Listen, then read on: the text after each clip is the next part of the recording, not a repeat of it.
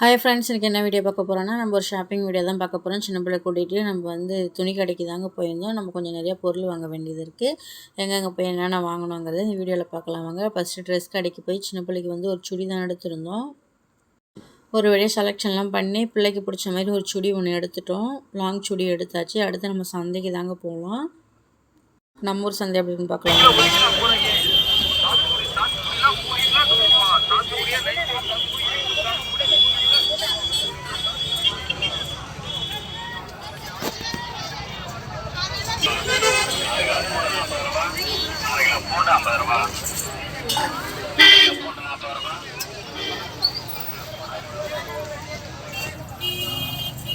Kilo தக்காளி 50 ரூபா, 2 kilo தக்காளி 50 ரூபா.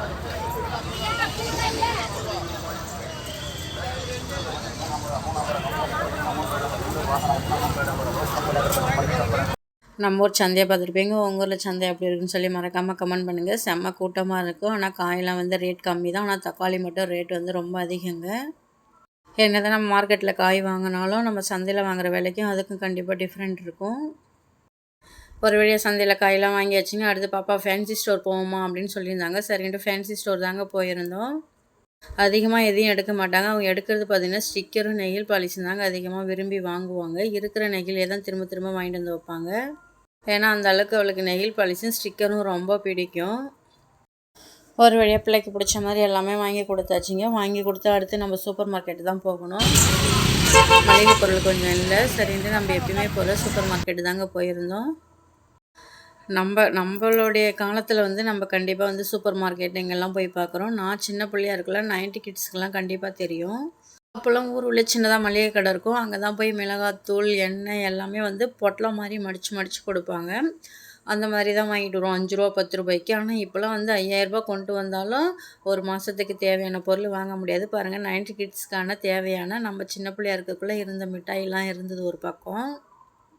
இருந்தாலும் அந்த மாதிரி இருந்தாலும் அந்த டேஸ்ட் இருக்காதுங்க. நானும் நிறையா மிட்டாயெலாம் வாங்கி சாப்பிட்ருக்கேன். அப்போ இருந்து அந்த டேஸ்ட் வந்து இதில் கிடையாது. சுத்து மிட்டாய், கலர் மிட்டாய், புளிப்பு மிட்டாய், பாக்கு மிட்டாய் எல்லா மிட்டாயுமே இருந்துச்சு. ஆனால் அந்த அளவுக்கு டேஸ்ட்டு கிடையாது. சரின்ட்டு அதில் பிடிச்ச ஐட்டம்ஸ்லாம் நமக்கு என்ன தேவையோ அதெல்லாம் எடுத்தாச்சு.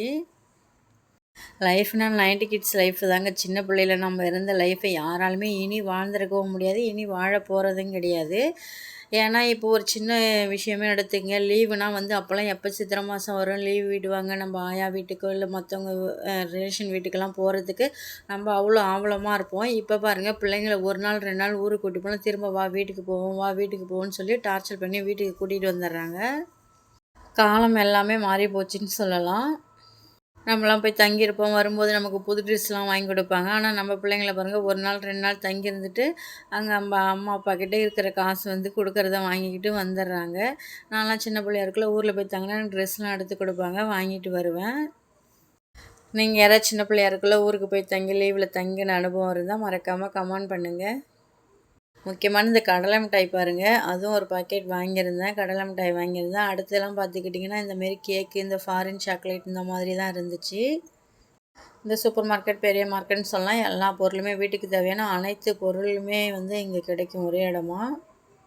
நம்மளாம் ஷாப்பிங் போனால் காலையில் போனால் எப்படியும் சாயந்தரம் ஆகிடுங்க. ஏன்னா ஒரு கடையாக வந்து போயிட்டு நம்ம பார்த்து பொருள் வாங்கிட்டு வரதுக்காட்டியும் காலைல போனால் ஈவினிங் தான் வீட்டுக்கு வரும். ஒரேடியாக வீட்டுக்கு வந்தாச்சுங்க. வீட்டுக்கு வந்து பிள்ளைங்களுக்கெல்லாம் வந்து வரும்போதே சிக்கன் வாங்கிட்டு வந்தோம். சிக்கன் வாங்கிட்டு வந்து சமைச்சு பிள்ளைங்களுக்கு சாப்பாடு கொடுத்தாச்சு. இப்போ இருக்கிற பிள்ளைங்களுக்கு செல்லு, டிவி இந்த மாதிரி இருந்தால் போதும். வெளியில் கூட போய் விளையாட மாட்டுறாங்க. டிவியும் செல்லும் இருந்தால் அதே பார்த்துக்கிட்டு வீட்டுக்குள்ளே இருக்கிறாங்க. அதுதான் லைஃப்புங்கிற மாதிரி. உங்கள் வீட்டில் பிள்ளைங்கள்லாம் எப்படி இருப்பாங்கன்னு சொல்லி மறக்காமல் கமெண்ட் பண்ணுங்கள். வீடியோ பிடிச்சா லைக் அண்ட் ஷேர், சப்ஸ்கிரைப் பண்ணுங்கள். Tata bye bye, see you.